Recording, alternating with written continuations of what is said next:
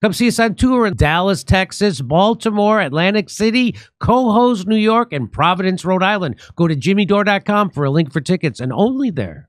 All right, everybody. Well, the big news, of course, of the week is the ceasefire. Israel and Hamas reach deal on Gaza ceasefire and hostage release from NBC. A ceasefire deal has been reached to end 15 months of fighting in the Gaza Strip. Hamas and Israeli officials and a source briefed on the negotiations told NBC News on Wednesday. Of course, that is now everywhere since this morning. The hard-won agreement will also free dozens of hostages held in Gaza, as well as Palestinians in Israeli jails, bringing the first real break in violence since a week-long truce expired December 1st, 2023. The news, that was their typo, not ours. The news follows weeks of talks brokered by the United States, Qatar, and Egypt amid a brutal winter for civilians in Gaza, as well as dramatic developments across the Middle East that have dealt setbacks to Iran, an Israeli foe. Israel and Hamas have not officially announced the deal, although their senior Hamas official, Bassem Naim, confirmed to NBC News the militant group had agreed to it. It will be made official, obviously, later this week. We are very happy to reach a deal today to stop the aggression against our people, but unfortunately we were able to reach the same deal last May, Naim said. Earlier, a diplomatic source in Washington told NBC News that Israeli Prime Minister Benjamin Netanyahu was preparing to meet with his security cabinet, where approval of the deal was expected quickly. He would then take the pact to the full cabinet, which is also expected to approve.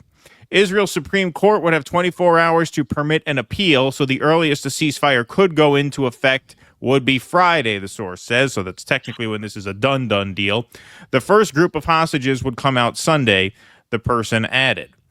The Biden administration had called for a final effort before the president leaves office, and many in the region and in Washington viewed Trump's inauguration Monday as an unofficial deadline because, as it continues, Trump pledged last month that all hell will break out, quote unquote, if Hamas doesn't promise to release hostages by January 20th, and his Mideast envoy, Steve Witkoff, joined talks in the region to push for a deal.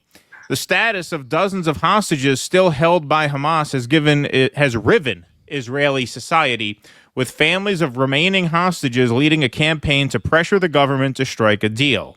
But Netanyahu has also faced opposing domestic pressure, with some senior ministers rejecting the deal as a surrender as sections of Israeli society push for a more hardline approach. See, so they always like to blame Netanyahu. Netanyahu's the big scapegoat, right? He's always the warmonger. Well, he's the barrier to peace. Well, it's Netanyahu and the Israeli public, many of whom are more hawkish even than Netanyahu. So here's reporting in The Hill. This gets to Donald Trump's take on the news. Trump says, my presidential win led to Israel-Hamas ceasefire. President-elect Trump lauded the Israel-Hamas ceasefire deal struck Wednesday, saying it would not have happened without his victory in November over Vice President Harris. So Trump posted on Truth Social, this epic ceasefire agreement could have only happened as a result of our historic victory in November, as it signaled to the entire world that my administration would seek peace and negotiate deals to ensure the safety of all Americans and our allies.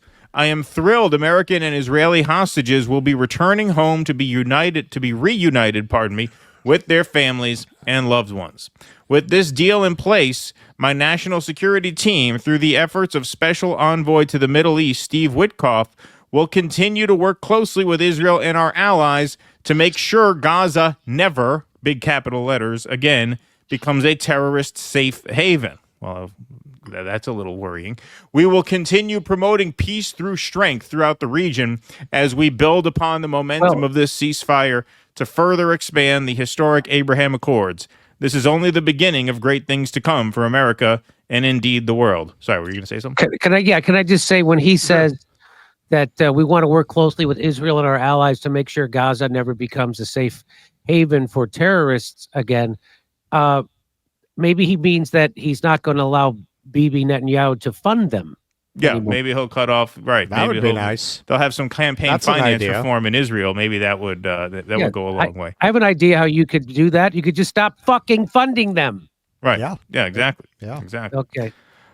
We have achieved so much without even being in the White House. Just imagine all of the wonderful things that'll happen when I return to the White House and my administration is fully confirmed so they can secure more victories for the United States. So here's news in Gaza, tears, hugs, and calls to the sky on the streets in Gaza as Palestinians wave flags and celebrate a ceasefire that will return their captives from Israel.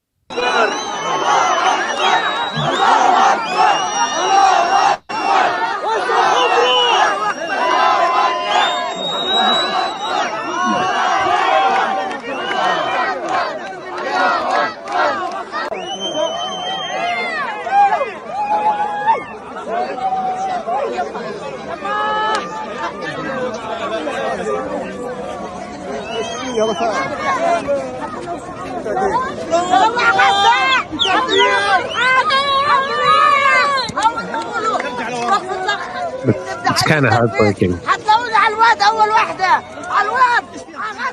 Poor people.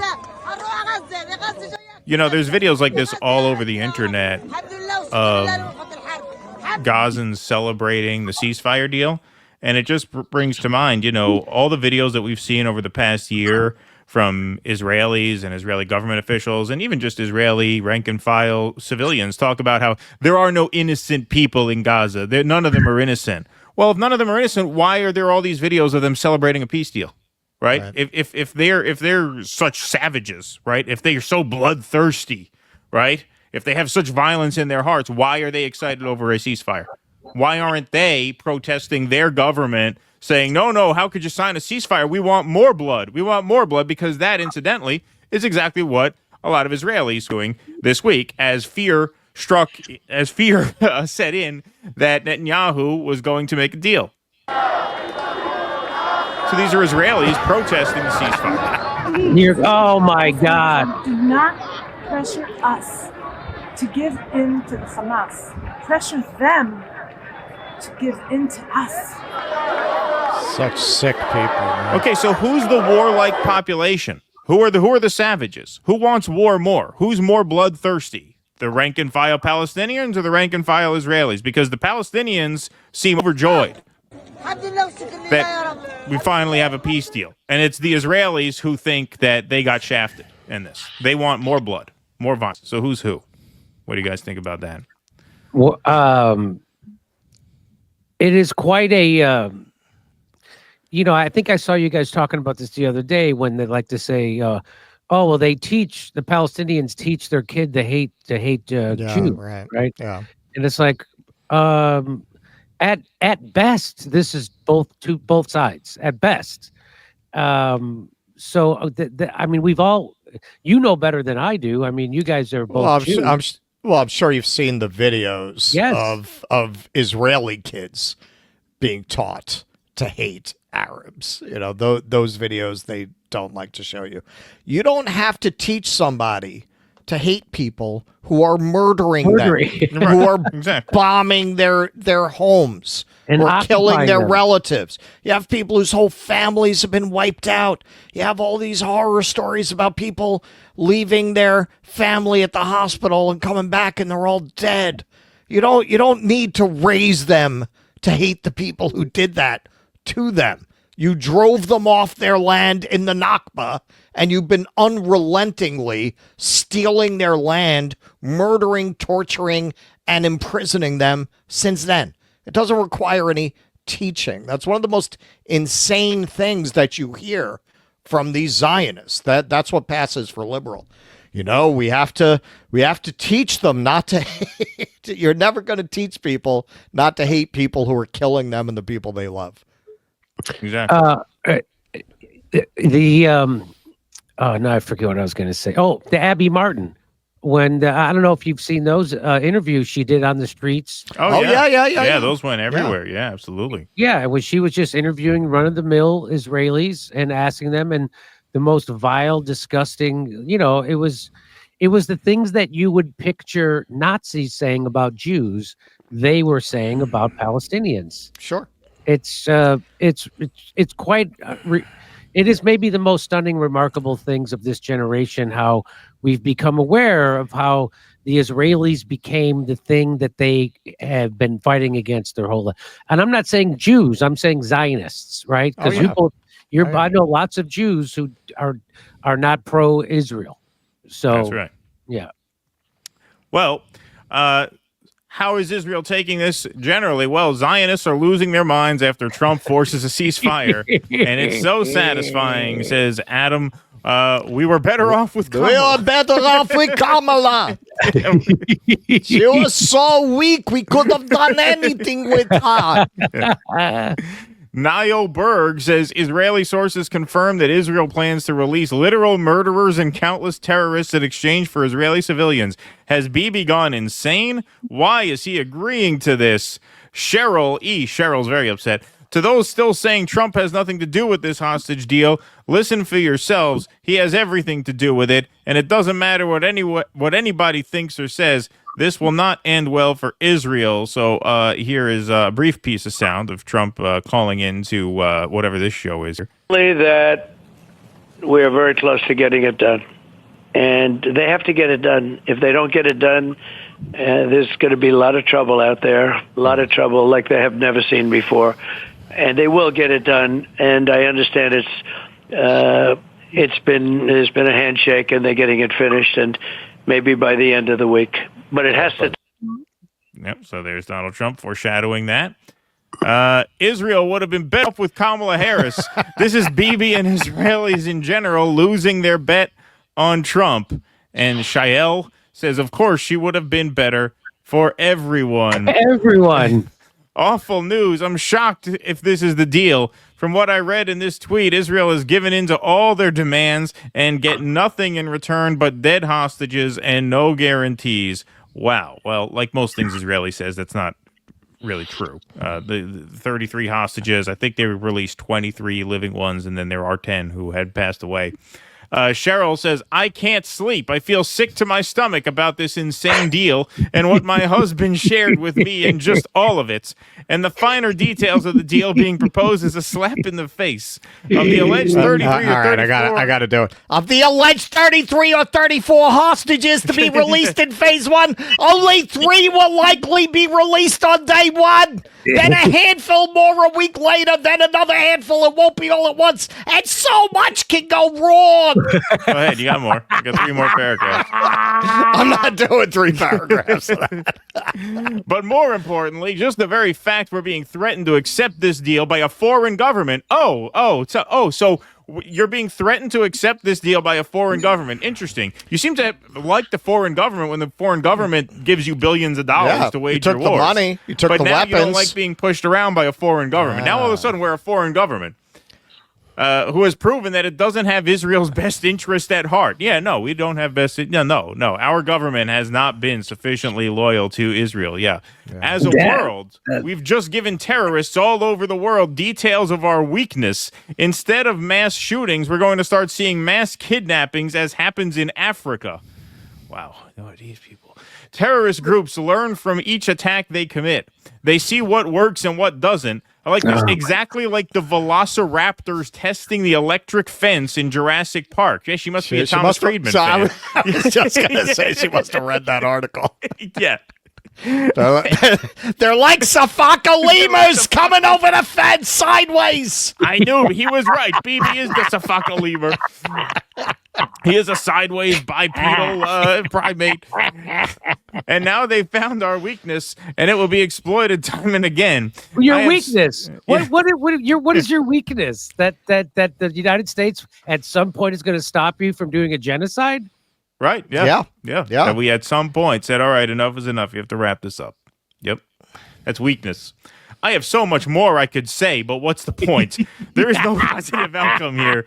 Sure, getting some hostages back will give some people comfort, but it'll be short-lived and short-term, and it will only guarantee the next war and more, so the rules of the next war by which the terrorists will play. Yeah, so not taking it very well. Well, yeah, the difference, Cheryl, is that war will take place against a much weakened Israel that's being sanctioned, diplomatically isolated, and boycotted around the world, and you lost this one. So how do you think that one's going to go for you? Right. Yeah, exactly. Well, that's the other thing, man. Anthony Blinken was just saying at the Atlantic Council that, Hamas has recruited almost as many fighters as it lost in this war. Right. Which means the Israeli objective to eradicate Hamas, assuming this ceasefire holds, which knock on wood, it does, then that's a failure. That's a loss. Israel has lost this war, ultimately, is what that means, according to its own terms. Sure. What would you do if you just lived through this? Right. Frickin' anybody would join. Everybody said that. Yeah, everybody said that on day one. That was I forget who exactly came out and said it, but they said, and this has been said before. This is a widely used phrase at this point. You can't kill an idea, meaning if you brutalize people, you're going to create violent pushback. And what do you think was going to happen here? So of course they have regained almost all of their numbers, and Israel's mission to eradicate them was, in the end, despite all the horror we've witnessed over the past year and change, a failure. Thankfully, this video was finally subtitled. So Netanyahu's chief proponent on Israel's Channel 14, Errol Siegel, we're the first to pay a price for Trump's election. So let's watch the English subtitled version of this Israeli news segment. This was kind of in advance of the ceasefire. This was a few days ago when it looked like this was going to be a done deal. Wasn't official yet at the time, but here's this piece of sound. כשטראמפ נבחר, אמרתי כאן שהראשונים לשלם את מחיר הבחירה שלו יהיו האוקראינים, טעיתי. יכול להיות שמי שמשלמים ראשונים את מחיר הבחירה של טראמפ זה... I love that. That's great. When Trump was elected, what was I doing here? I was wrong in thinking that the first to pay the price for his election would be Ukrainians. It might be we who are the first to pay the price for Trump. That's the ultimate irony. Who knew Trump would keep the war in Ukraine going for 6 months, but end the Israel war? It's the complete opposite. Everybody thought, well, maybe we'll get into Ukraine, but Gaza looks terrible. Turns out it looks like the exact opposite is going to happen. יכול להיות שמי שמשלמים ראשונים את מחיר הבחירה של טראמפ זה אנחנו, כי הוא בעצם העסקה הזאת, אני לא רוצה להגיד ננסים להיכנס לתוכה, לא להשתמש במילים, וגם אני לא יודע את כל הפרטים, ולכן אני אהיה יותר זהיר וכולי, אבל אני לא חושב שזה מה שאנחנו תכננו. I don't think this is what we planned, what we expected. We thought we would take control of the northern strip and they would allow us to prevent aid. What? Yeah. בצפון הרצועה. אתה לא תעשה את כל האירוע הזה מחדש להוציא מיליון איש משם, זה לא יקרה. צריך להגיד את האמת. יכול להיות שישארו בחלקים, בפרימטר, בפילדלפי וכו', אבל מיליון איש שחוזרים בצפון הרצועה, מסיים את הסיפור ועוד דבר. This fucking guy talks too fast even for the subtitles. Wow, he talks so fast. Even for the subtitles to keep up, it's like you still can't follow it with the subtitles. Without the subtitles, it's totally impossible. What he's basically saying, the upshot there is we thought we were going to be able to do ethnic cleansing and genocide. That's what he said. Yes. He said we thought we'd be able to cut off the humanitarian aid. Yes. Yes. That's what he said. Who says that out loud? Yeah. Exactly. What kind of a sick society where you can say something like that and it's not the end of your career? So is not even censured. I mean, again, I defer to you because you're Jews. So would you say, I mean, what you just said is that what kind of so you're saying the Israeli society has some kind of a sick underpinning to it that is based on some kind of mental illness that they all embrace? Yes. Well, because remember, the Zionists, they have convinced people with a lot of help from the media that Zionism was a mainstream view among Jews, and it was not. These guys were considered fanatical fringe lunatics by most Jews. They were only able to get support because of the Holocaust. They were able to use that to legitimize themselves. But the Reformed Temple, which is one of the largest branches of Judaism, you don't have like a pope with Judaism. You have the different practices, different levels of orthodoxy, basically. The Reformed Temple did not officially recognize Israel until the 90s for that reason. Really? Yeah. No, but you would never know that. You would never know that. You would be given the impression Jews always supported Zionism. They were always for Zion.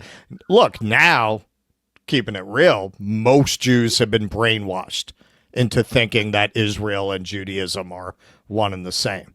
But no people more so than Israelis themselves. I just talked to a friend of mine. I used to be in business with an Israeli. And I talked to him about Israel. Human traffic. Gun running. He doesn't know shit about shit. He doesn't know anything. And he's not a dumb guy. It's just they are so brainwashed. And how do you justify going and stealing the land of this people that didn't do anything to you? They projected the Nazi crimes that had been done to them onto these Arabs. They defined them as anti-Semitic for no reason. They were the ones in Christian Europe during the Inquisition who were rescuing them into the Ottoman Empire. They had been living peacefully side by side for centuries. I highly recommend, because this is the only film I've ever successfully deployed to convince a Zionist to change their mind. Tantura. Tantura is a great documentary where you have like people who were part of the Nakba on the record talking about rape and mass killing. And laughing about it. And some of them, and some of them like, yeah, it's messed up. I thought that's what everybody shows in the clips. You know what was most revealing to me in that movie? They had the old ladies who they were talking about putting up a memorial in the town to the Palestinians. And, some of them were against it, but one of them said, well, why can't we do that? Like, we go to Berlin and they have memorials, so why can't we have a memorial? That is just admitting that you're Berlin. You are Berlin for these people, that you would even frame it that way. And this is someone who's sympathetic to the Palestinians. And she's saying, yeah, well, they have a memorial for us. Why can't we have a memorial for them? I mean, for a government official to just right out in the open say, we're not going to be able to deny humanitarian aid. Sure. I mean, those words. Well, because what is not justified when they're Nazis? That's what they've all convinced themselves of. Right. They've all convinced themselves these people are Nazis. And what passes for liberal is, well, it's the fault of their leaders. They're being misled into being Nazis. That's a liberal Israeli. But the basic assumption that Arab society is inherently like the people who did the Holocaust, so they have no choice. Golda Meir, this celebrated figure in Israeli history. One of her most famous statements was, one day we may be able to forgive them for killing our children, but we'll never be able to forgive them for making us kill their children. Right. Exactly. You want to sum up their mentality? You can't find a better statement. It's very similar to the liberals in America who went against every liberal value because they had convinced themselves they were fighting Trump, fighting Hitler in Trump. Right. So they used lawfare. Everything they accused Trump of doing, they did. And the biggest one was when they tried to prosecute not only him but his political movement. And that's like they did censorship. I mean, the hallmarks of fascism they embraced fully, 100%, and because they convinced themselves they were fighting Hitler. And here we are. Same thing with the Zionists, right? If they can convince the population of Israel that they're fighting Nazis, and that anything is okay to fight Hitler and fight Nazis. Right. In all wars, they dehumanize the enemy. This is perhaps the most thorough and long-lasting example of it in history. But the entire population just completely brainwashed to see their enemy as inhuman, so that anything is justified. So you're telling me that them chopping the heads off of 40 babies, that doesn't justify? Oh, okay. That didn't happen. Well, hey, man, it's right behind me for a reason. Anybody who really wants to understand this history and doesn't have, months to get through 10 volumes, It's like 145 pages. It will really give you insight. 10 Myths About Israel by Elon Pape. The best, just quick overview of that history that I've ever read. Come see us on tour in Dallas, Texas, Baltimore, Atlantic City, Cohoes, New York, and Providence, Rhode Island. Go to jimmydore.com for a link for tickets, and only there.